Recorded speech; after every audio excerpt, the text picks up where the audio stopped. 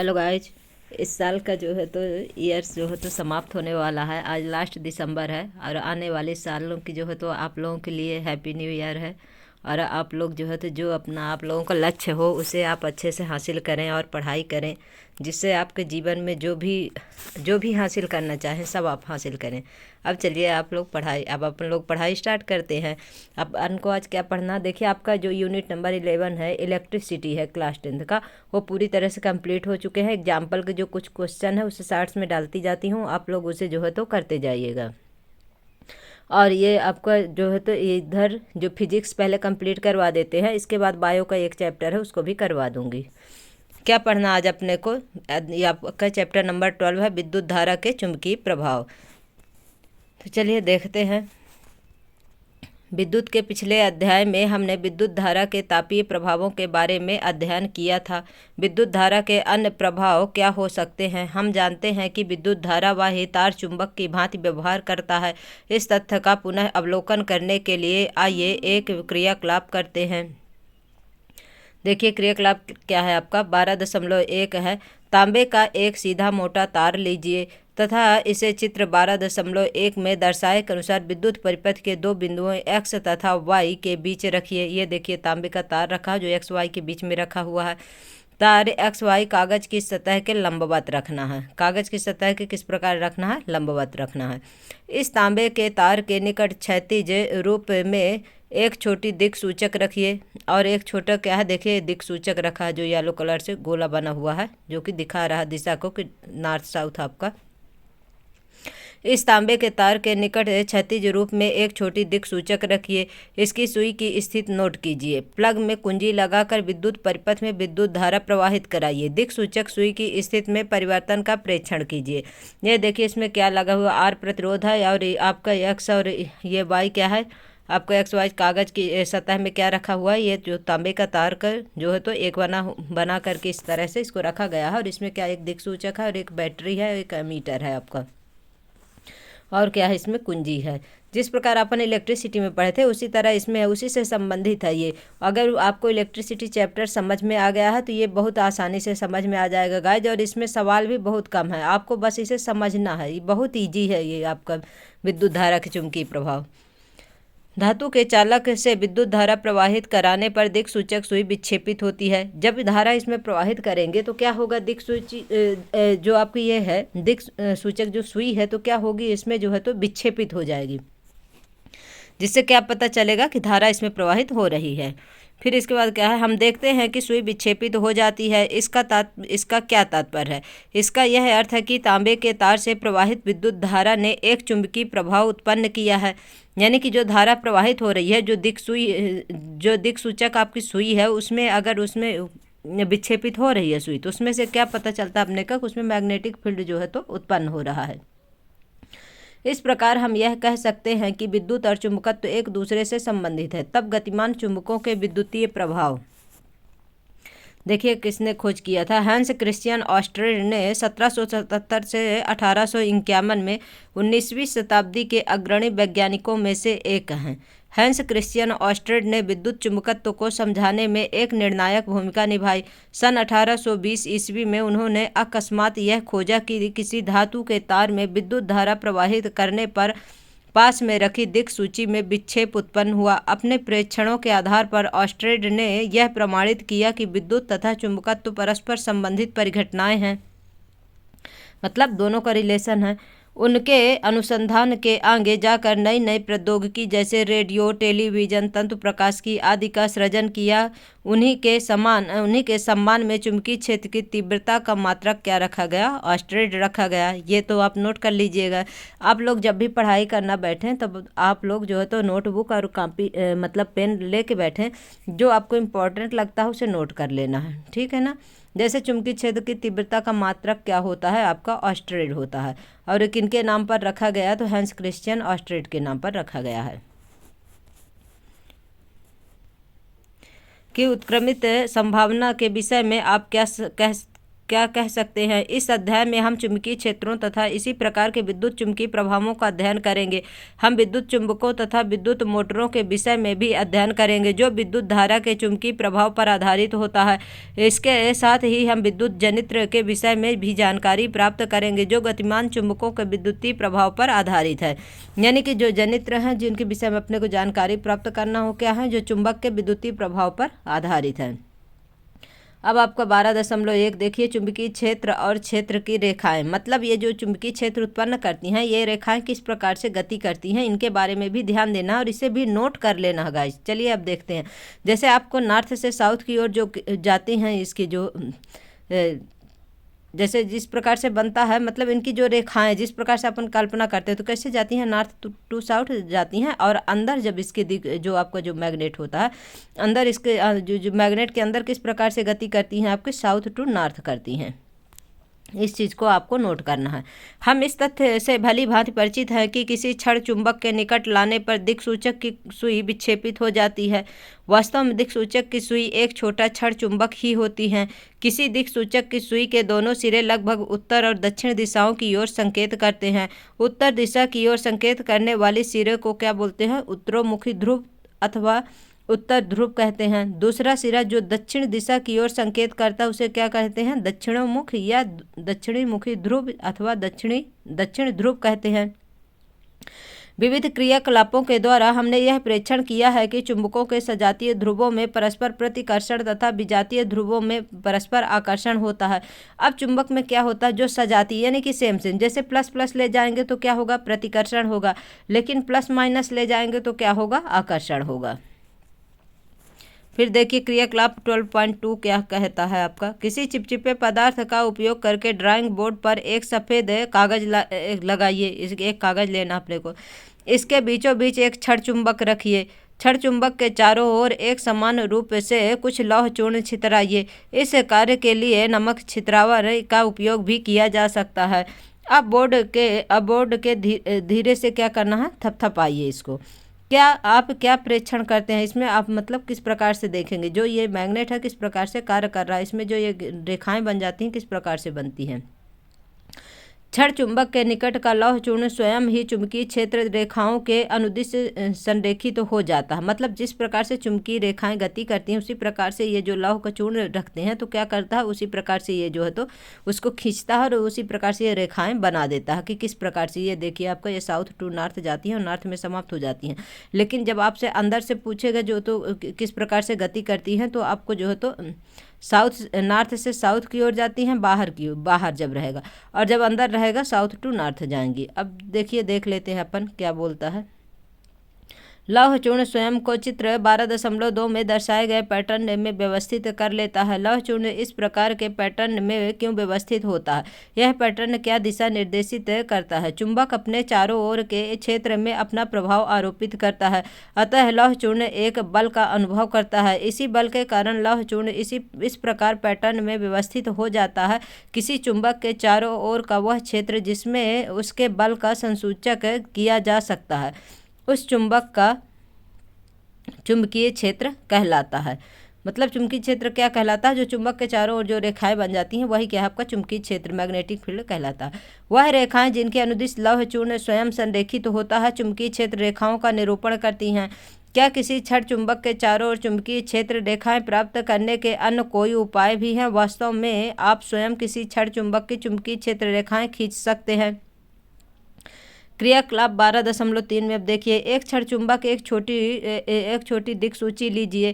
किसी चिपचिपे पदार्थ में ड्राइंग बोर्ड पर चिपकाए गए सफ़ेद कागज के बीचों बीच इस चुंबक को रखिए। फिर चुंबक की सीमा रेखा अंकित कीजिए कि कहाँ तक चुंबक जो है तो रखा हुआ है। दिक्सूची को चुंबक के उत्तर ध्रुव के निकट ले जाइए। यह कैसे व्यवहार करता है, दिक्सूची का दक्षिण ध्रुव चुंबक की उत्तर ध्रुव की ओर संकेत करता है। दिक्सूची का उत्तर ध्रुव चुंबक के उत्तर ध्रुव से दूर की ओर संकेत करता है। दिक्सूची के दोनों सिरों की स्थितियां नुकीली पेंसिल से अंकित कीजिए।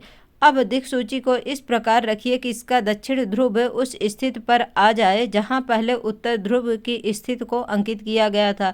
उत्तर ध्रुव को इस नई स्थिति को अंकित कीजिए। चित्र 12.3 में दर्शाए के अनुसार चुंबक के दक्षिण ध्रुव पर पहुंचने तक इस क्रियाकलाप को दोहराते जाइए। अब कागज पर अंकित बिंदुओं को इस प्रकार मिलाइए कि एक निष्कोण वक्र प्राप्त हो जाए। यह वक्र एक चुंबकीय क्षेत्र रेखा को क्या करता है, निरूपित करता है। उपरोक्त प्रक्रिया को दोहराएं, जितने संभव हो सके क्षेत्र रेखाएं खींचिए, मतलब जितने में उसका जो है तो प्रभाव पड़ता हो उतनी रेखाएं अपने को खींचना है। चित्र 12.4 में दर्शाए जैसा पैटर्न प्राप्त होगा। ये रेखाएं चुंबक के चारों ओर चुंबकीय क्षेत्र को निरूपित करती हैं। इन्हें चुंबकीय क्षेत्र रेखाएं कहते हैं। किसी चुंबकीय क्षेत्र रेखा के अनुदिश गमन करते समय दिक्सूची के विक्षेप का प्रेक्षण कीजिए। कहाँ पर विक्षेप हो रहा है इसे क्या करना, नोट करना अपने को। चुंबक के ध्रुवों के निकट जाने पर सुई के विक्षेप में वृद्धि होती जाती है। देखिए ये क्या बता रहा है, देखिए साउथ, ये नॉर्थ और साउथ ईस्ट किस प्रकार से रखा गया और इससे जो है तो किस चुंबक में क्या करना है, यहाँ से जहाँ से वो उसको जो मैग्नेटिक फील्ड प्रभावित कर रहा है, जहाँ पर दिक्सूची विक्षेपित हो रही वहीं पर क्या कर लेना, अपने को निशान लगा लेना है। इस प्रकार से बनेगा ये साउथ नॉर्थ, इस तरह प्लस प्लस प्लस प्लस, फिर साउथ से नॉर्थ, नॉर्थ से साउथ, इस प्रकार से इसे क्या करना है, बना लेना है कि कहाँ से, मतलब फिर उसके बाद क्या है, मैग्नेटिक फील्ड की जो है तो इस प्रकार से रेखाएं खींचकर इसे बनाना है। दिक्सूचक की सहायता से चुंबकीय क्षेत्र रेखाएं आरेखित कीजिए। अब देखिए ये किस प्रकार से आरेखित की गई हैं। ये कोई छड़ चुंबक के चारों ओर की क्षेत्र रेखाएं देखिए किस प्रकार ये नॉर्थ से निकल रही हैं, देखिए, और साउथ में जाकर यहाँ से समाप्त हो रही हैं। और और जब अंदर पूछे आपको कि मैग्नेट के अंदर किस प्रकार से रेखाएं जाती हैं, तो आपको साउथ से नॉर्थ की ओर जाती हैं। इसे आपको नोट कर लेना। चुंबकीय क्षेत्र एक ऐसी राशि है जिसमें परिमाण तथा दिशा दोनों होते हैं। किसी चुंबकीय क्षेत्र की दिशा वह मानी जाती है जिसके अनुदिश दिक्सूची का उत्तर ध्रुव उस क्षेत्र के भीतर गमन करता है। इसीलिए परपाटी के अनुसार चुंबकीय क्षेत्र रेखाएं चुंबक के उत्तर ध्रुव से प्रकट होती हैं तथा दक्षिण ध्रुव पर विलीन हो जाती हैं। देखिए वही बात बोल रहा ना कि ये कहाँ से, उत्तर से प्रकट होती हैं और दक्षिण में जाकर के समाप्त हो जाती हैं, बाहरी भाग में प्रकट हो जाती हैं तथा दक्षिण ध्रुव पर विलीन हो जाती हैं। में चुंबकीय क्षेत्र रेखाओं पर अंकित तीर के निशानों पर ध्यान दीजिए। चुंबक के भीतर चुंबकीय क्षेत्र की रेखाओं की दिशा उसके दक्षिण ध्रुव से उत्तर की ओर होती है। ये बात आपको नोट करना है। जो खास करके सी टेट वाले लोग हैं उनके लिए ये एक क्वेश्चन फिक्स है। चुंबकीय क्षेत्र रेखाएं एक बंद वक्र होती हैं। चुंबकीय क्षेत्र की आपेक्षिक प्रबलता को क्षेत्र रेखाओं के निकटता की कोटि द्वारा दर्शाया जाता है। जहां पर चुंबकीय क्षेत्र रेखाएं अपेक्षाकृत अधिक निकट होती हैं वहां चुंबकीय क्षेत्र अधिक प्रबल होता है, अर्थात वहां पर विद्यमान किसी अन्य चुंबक के ध्रुव पर चुंबकीय क्षेत्र के कारण अधिक बल कार्य करेगा। चित्र 12.4 में देखिए दो क्षेत्र रेखाएं, ये देखिए 12.4 में आपको दिखा है ना, ये डायग्राम जो है इसमें दो क्षेत्र रेखाएं कहीं भी एक दूसरे को प्रतिच्छेद नहीं करती हैं। ये भी बात आपको नोट करना है कि जो दो रेखाएं हैं मैग्नेटिक फील्ड में जो है तो ये एक दूसरे को प्रतिच्छेद नहीं करती हैं। यदि वे ऐसा करें तो इसका यह अर्थ होगा कि प्रतिच्छेद बिंदु पर दिक्सूची को रखने पर उसकी सुई दो दिशाओं की ओर संकेत करेंगी, जो संभव नहीं हो सकता है। 12.2 किसी विद्युत धारावाही चालक के कारण चुंबकीय क्षेत्र क्रियाकलाप। 12.1 में हमने यह देखा कि किसी धातु के चालक में विद्युत धारा प्रवाहित करने पर उसके चारों ओर एक चुंबकीय क्षेत्र मैग्नेटिक फील्ड क्या होता है, उत्पन्न हो जाता है। उत्पन्न चुंबकीय क्षेत्र की दिशा को ज्ञात करने के लिए आइए हम इसी क्रियाकलाप को नीचे दिए गए ढंग से करते हैं। अब देखिए क्रियाकलाप में क्या दिया गया है। क्रियाकलाप 12.4 आपका एक लंबा सीधा तांबे का तार जो है तो 1.5 वोल्ट के 2 या 3 सेल तथा एक प्लग कुंजी लीजिए। इन सबको चित्र 12.5 ए में दर्शाए के अनुसार श्रेणी क्रम में संयोजित कीजिए। इनको सबको किस में लगाना है, श्रेणी क्रम में लगाना। सीधे तार की दिक्सूची के ऊपर उसकी सुई के समांतर रखिए। अब प्लग में कुंजी लगाकर परिपथ को पूरा कीजिए। सुई के उत्तर ध्रुव के विक्षेप की दिशा नोट कीजिए। यदि विद्युत धारा चित्र 12.5 ए में दर्शाए के अनुसार उत्तर से दक्षिण की ओर प्रवाहित हो रही है तो दिक्सूची पर उत्तर ध्रुव पर पूर्व की ओर विक्षेपित होगा। और चित्र 12.5p में दर्शाए के अनुसार परिपथ में जुड़े सेलों के संयोजन को प्रतिस्थापित कीजिए और इसके परिणाम स्वरूप तांबे के तार में विद्युत धारा के प्रवाह की दिशा में परिवर्तन होगा, अर्थात विद्युत धारा के प्रवाह की दिशा दक्षिण से उत्तर की ओर हो जाएगी। दिक्सूची के विक्षेप की दिशा में परिवर्तन का प्रेक्षण कीजिए। आप यह देखेंगे कि अब सुई विपरीत दिशा में अर्थात पश्चिम की ओर विक्षेपित होती है। इसका अर्थ यह हुआ कि विद्युत धारा द्वारा उत्पन्न चुंबकीय क्षेत्र की दिशा भी उत्क्रमित हो गई है। अब देखिए ए और बी है और इसे श्रेणी क्रम में जोड़ लिया गया है। किस प्रकार से विक्षेपित, जब उत्तर दिशा में विक्षेपित होगी तो आपकी दिक्सूई किस में दिखेगी, आपको पूर्व दिशा में दिखेगी, और जब आपके दक्षिण की ओर विक्षेपित होगी तब आपकी दिक्सूची कहाँ होगी, पश्चिम दिशा की ओर होगी। इस चीज को ध्यान रखिएगा, नहीं तो भूल जाएगा। एक सरल विद्युत परिपथ जिसमें किसी लंबे तार को किसी दिक्सूची के ऊपर तथा उसकी सुई के समांतर रखा गया है। जब तार में विद्युत धारा के प्रवाह की दिशा उत्क्रमित होती है तो दिक्सूची का विक्षेप विपरीत दिशा में होता है। अब 12.2.1 सीधे चालक से विद्युत धारा प्रवाहित होने के कारण चुंबकीय क्षेत्र। किसी चालक से विद्युत धारा प्रवाहित होने पर उत्पन्न चुंबकीय क्षेत्र का पैटर्न कैसे निर्धारित होता है? क्या यह पैटर्न चालक की आकृति पर निर्भर करता है? इसकी जांच हम एक क्रियाकलाप द्वारा करेंगे। पहले हम किसी विद्युत धारावाही सीधे चालक के चारों ओर एक मैग्नेटिक फील्ड पैटर्न पर विचार करेंगे। 12.5 में देखिए क्रियाकलाप क्या बोल रहा है कि एक 12 वोल्ट की बैटरी एवं परिवर्तित प्रतिरोध या धारा नियंत्रक 0 से 5 एम्पियर परिसर का एक मीटर है। एक प्लग कुंजी तथा एक लंबा मोटा सीधा तांबे का तार लीजिए। एक आयताकार कार्डबोर्ड का टुकड़ा लेकर उसके बीचों बीच कार्डबोर्ड के तल के अभिलंबवत इस मोटे तार को प्रविष्ट कराइए। यह सावधानी रखिए कि कार्डबोर्ड तार के स्थिर रहे, हिले डुले ना, ऊपर नीचे हिले डुले नहीं। चित्र 12.6 में दर्शाए के अनुसार तांबे के तार को ऊर्ध्वाधर बिंदुओं x तथा y के बीच श्रेणी क्रम में बैटरी एमीटर, धारा नियंत्रक तथा प्लग कुंजी को संयोजित कीजिए।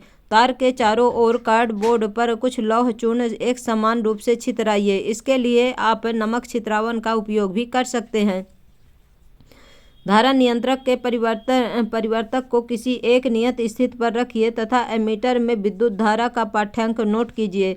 फिर कुंजी लगाकर परिपथ बंद कीजिए ताकि तांबे के तार में विद्युत धारा प्रवाहित हो। यह सुनिश्चित कीजिए कि बिंदुओं x तथा y के बीच में लगा तांबे का तार ऊर्ध्वाधर सीधा रहे। कार्डबोर्ड को हल्के से कुछ बार थपथपाइए। लौह चूर्ण के पैटर्न का प्रेक्षण कीजिए। आप यह देखिए कि लौह चूर्ण संरेखित होकर तार के चारों ओर संकेंद्र वृत्त के रूप में व्यवस्थित होकर एक वृत्ताकार क्या बनाता है, पैटर्न बनाता है। यह संकेंद्रीय वृत्त क्या निरूपित करते हैं? ये चुंबकीय क्षेत्र रेखाओं को निरूपित करते हैं। इस प्रकार उत्पन्न चुंबकीय क्षेत्र की दिशा कैसे ज्ञात करें? वृत्त के किसी बिंदु जैसे P पर दिक्सूची रखिए। सुई की दिशा का प्रेक्षण कीजिए। दिक्सूची का उत्तर ध्रुव बिंदु विद्युत धारा द्वारा उत्पन्न चुंबकीय क्षेत्र रेखा की दिशा बताता है। इस दिशा को तीर द्वारा दर्शाइए। यदि सीधे तार में प्रवाहित विद्युत धारा की दिशा को उत्क्रमित कर दिया जाए तो क्या चुंबकीय क्षेत्र रेखाओं की दिशा भी उत्क्रमित हो जाएगी? इसका परीक्षण कीजिए। अब देखिए अपने पास क्या है, एक्स वाई एक ये है और ये एक कार्डबोर्ड है और इसमें जो है तो किस प्रकार से एक ये दिक्सूची रखी हुई है। परिवर्ती प्रतिरोध आपका एमीटर है, ये बैटरी है और ये क्या है, कुंजी है। और इसको इस प्रकार से क्या करना है, रख देना है इसके जो तांबे का तार लगा करके। किसी विद्युत धारावाही सीधे चालक तार के चारों ओर के चुंबकीय क्षेत्र की रेखाओं को निरूपित करता है। मतलब ये क्या है, जो चारों ओर चुंबकीय क्षेत्र के रेखा पैटर्न बनता है उसे क्या करता है, निरूपित करता है यानी बताता है। वृत्तों पर अंकित तीर क्षेत्र रेखाओं की दिशाओं को दर्शाते हैं। जो तीर के निशान बनते हैं वो क्या है, रेखाओं को दर्शाते हैं, किधर से किधर की ओर गति कर रहे हैं। बी क्या बता रहा है, प्राप्त पैटर्न का समीप दृश्य किस प्रकार से, देखिए ये इस तरह से मैग्नेटिक फील्ड के कारण इस प्रकार से, नमक इधर भी देख लीजिए ए और बी में किस प्रकार से दिखाया गया है। यदि तांबे के तार में प्रवाहित विद्युत धारा के परिमाण को परिवर्तित कर दें तो किसी दिए गए बिंदु पर रखे दिक्सूची के विक्षेप पर क्या प्रभाव पड़ता है, इसे देखने के लिए तार में विद्युत धारा को परिवर्तित कीजिए। हम यह पाते हैं कि सुई के विक्षेप में भी परिवर्तन होता है। वास्तव में जब विद्युत धारा के परिमाण में वृद्धि होती है तो विक्षेप में भी वृद्धि होती है। यानी कि जब धारा बढ़ेगी अगर, तो जो दिक्सूची के द्वारा विक्षेप हो रहा तो उसमें भी क्या होगा, वृद्धि होगी। इससे यह निर्दिष्ट होता है कि जैसे जैसे तार में प्रवाहित विद्युत धारा के परिमाण में वृद्धि होती है तो किसी दिए गए बिंदु पर उत्पन्न चुंबकीय क्षेत्र के परिमाण में भी वृद्धि हो जाती है। यदि तांबे के तार में प्रवाहित विद्युत धारा को वही रहती है, परंतु दिक्सूची तांबे के तार से दूर चला जाता है, तब दिक्सूची के विक्षेप पर क्या प्रभाव पड़ता है, इसे देखने के लिए हम दिक्सूची को चालक तार से दूर स्थित किसी बिंदु जैसे Q पर रख देते हैं। आप क्या परिवर्तन देखते हैं? हम यह देखते हैं कि दिक्सूची का विक्षेप घट जाता है। इस प्रकार किसी चालक से प्रवाहित की गई विद्युत धारा के कारण उत्पन्न चुंबकीय क्षेत्र चालक से दूर जाने पर घटता है। चित्र 12.6 में यह देखा जा सकता है कि जैसे जैसे विद्युत धारावाही सीधे चालक तार से दूर हटते जाते हैं, उसके चारों ओर उत्पन्न चुंबकीय क्षेत्र को निरूपित करने वाले संकेंद्रीय वृत्तों का साइज भी क्या होता है, बड़ा हो जाता है। गाइज आज के लिए इतना ही, और कल जो आप लोगों को बताएंगे 12.2.2 दक्षिण हस्त अंगुष्ठ का नियम, और इसे अच्छे से पढ़ना होगा। और आप लोगों को हमारी क्लास कैसी लगती है, आप लोग हमारे क्लास को लाइक करिए, शेयर करिए, सब्सक्राइब करिए गाइज, और अपना जो बेल आइकन है उसे प्रेस कर लीजिए। और किसी भी यूनिट का अगर फिजिक्स में, केमिस्ट्री में, बायो में कहीं भी जो भी प्रॉब्लम हो आप लोगों को, उसे जो है तो कौन से यूनिट पढ़ाना है आपको रिवीजन करने के लिए, आप उसे भी कमेंट बॉक्स में कमेंट कर सकते हैं। Thank you.